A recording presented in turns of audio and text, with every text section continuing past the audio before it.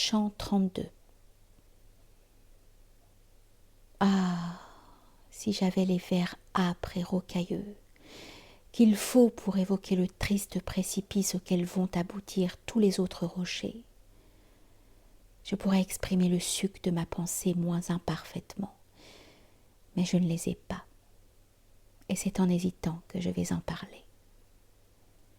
Ce n'est pas une affaire à prendre à la légère que de représenter le fond de l'univers, ni faite pour qui dit papa, maman à peine, mais pour aider mes vers viennent ces mêmes dames qui poussaient Amphion lorsqu'il clôturait Thèbes afin que mon discours réponde aux circonstances.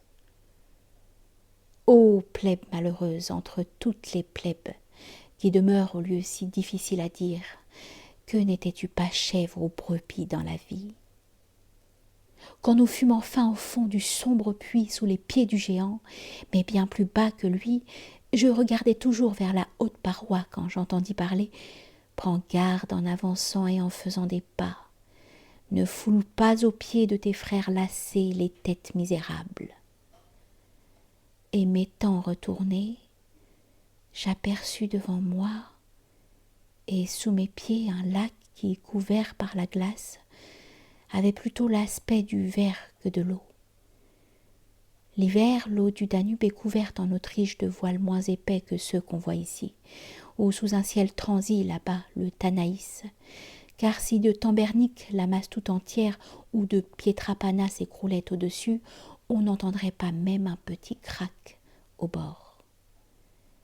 Et comme la grenouille a, lorsqu'elle coasse le museau hors de l'eau, pendant cette saison où les riches moissons font rêver la vilaine, livide jusqu'au point où rougit la vergogne, des esprits douloureux plongeaient dans cette glace, et leurs dents, en claquant, rappelaient les cigognes. Ces esprits tenaient tous les visages baissés. Leur bouche était témoin du froid qu'ils ressentaient, et leurs yeux des tourments qui se nichaient au cœur. Après avoir jeté tout autour un regard là, presque sous mes pieds, j'en vis deux si serrés que, jusqu'à leurs cheveux, s'étaient entremêlés. Ô vous qui vous pressez si fort sur vos poitrines, qui fûtes-vous? Leur dis-je. Ils tournèrent le cou, et lorsque leur regard se fut levé vers moi, leurs larmes, qui déjà coulaient abondamment, s'écoutaient sur leur bouche, et le froid les gelait sous une même croûte emprisonnant leur tête.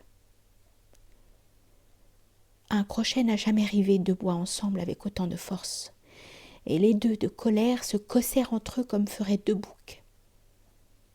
Un autre qui de froid restait sans ses oreilles, et qui tenait aussi le visage baissé, me dit « Pourquoi veux-tu te mirer tant en nous? Si tu tiens à savoir qui furent ces deux-là, le vallon par lequel descend le Bisanzo fut de leur père Albert avant d'être d'eux-mêmes. Ils sont fils d'un seul ventre, et tu pourras chercher dans toute la Caïne. Il n'existe pas d'ombre plus digne d'être ainsi confite en gélatine, ni celui de là-bas, à qui le bras d'Artus troua du même coup la poitrine et son ombre, ni même Focaccia, ni celui dont la tête me gêne ici si fort que je ne vois plus rien et dont le nom était Sassol Macheroni. Tu dois, comme Toscane, savoir de qui je parle. Enfin, pour te dire en une seule fois, apprends que je suis, moi, Camitionne de Pasie, et que j'attends Carlin, qui me rendrait des points. J'ai vu plus d'1 millier de faces violettes à cause du grand froid, ce qui fait que depuis je frissonne en passant quelques gués sur la glace. Tandis que nous allions vers le milieu du cercle où par l'effet du poids tendent tous les objets, et que moi je tremblais dans cette ombre éternelle, fût-ce ma volonté, le destin, le hasard, je ne sais pas, mais passant parmi toutes ces têtes, je heurtai fortement du pied l'un des visages. Il criait en pleurant « Pourquoi me cognes-tu? Et si tu ne viens pas accroître la vengeance de ceux de mon tapère, pourquoi donc m'affliger ?» Je dis alors « Ô maître, un instant, attends-moi. Je veux que celui-ci me sorte de mon doute, puis tu me presseras autant que tu voudras. Mon guide s'arrêta. Pour moi, je dis à l'autre qui n'avait toujours pas fini de blasphémer, « Qui fus-tu? Qui reprend si durement autrui? Et toi, qui donc es-tu? Qui vient dans l'anténor, dit-il, heurter au nez ton prochain aussi fort que tu l'aurais pu faire étant encore vivant? » Je le suis en effet, lui répondis-je alors. Et si jamais tu veux le renom, il se peut que j'ajoute ton nom à ceux que j'ai notés. Le contraire serait préférable, dit-il. Va-t'en d'ici. Finis de m'ennuyer ainsi, car tu sais mal flatter les gens de ce marais. J'empoignai les cheveux qui flottaient sur sa nuque et je lui dis « Il faut que tu dises ton nom, ou bien tu resteras sans cheveux sur le crâne. » « C'est en vain, me dit-il. Tu peux les arracher. Je ne montrerai pas ni dirai qui je suis, quand tu me donnerais 1000 coups sur la tête. »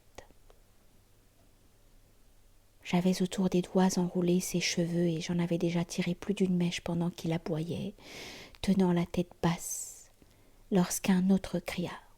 « Qu'as-tu donc? Dis, Boka, ne te suffit-il pas de claquer des mâchoires? Aboyer maintenant, mais quel diable te pique? » Or bien, lui dis-je alors, tu peux, traître maudit, te taire désormais, puisque pour ton opprobre, je sais ce qu'il faudra que je dise de toi. Va-t'en, répondit-il. Dis tout ce qui te plaît. Mais si tu sors d'ici, rappelle aussi le nom de cet autre au caquet si prompt à dénoncer. Il pleure ici l'argent qu'il reçut des Français. Tu pourras raconter. J'ai vu là-bas du Héra aussi, tous des pêcheurs, on faisait des conserves. Et si l'on veut savoir qui s'y trouvait encore, tu vois tout près de toi celui de Beccaria, de qui les Florentins coupèrent la gorgère. Et je crois que plus loin tu pourras voir Gianni de Soladernii, Ganelon, Tébaldel, qui rendit Faenza lorsque tout y dormait.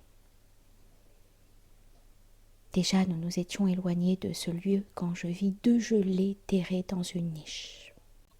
Le chef de l'un servant à l'autre de coiffure.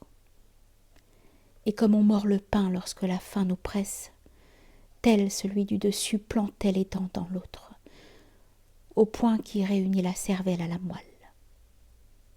Tidée en sa fureur ne rongeait pas les tempes de Ménalipe mort, avec plus de fureur qu'il ne rongeait ce crâne et ce qu'il y trouvait.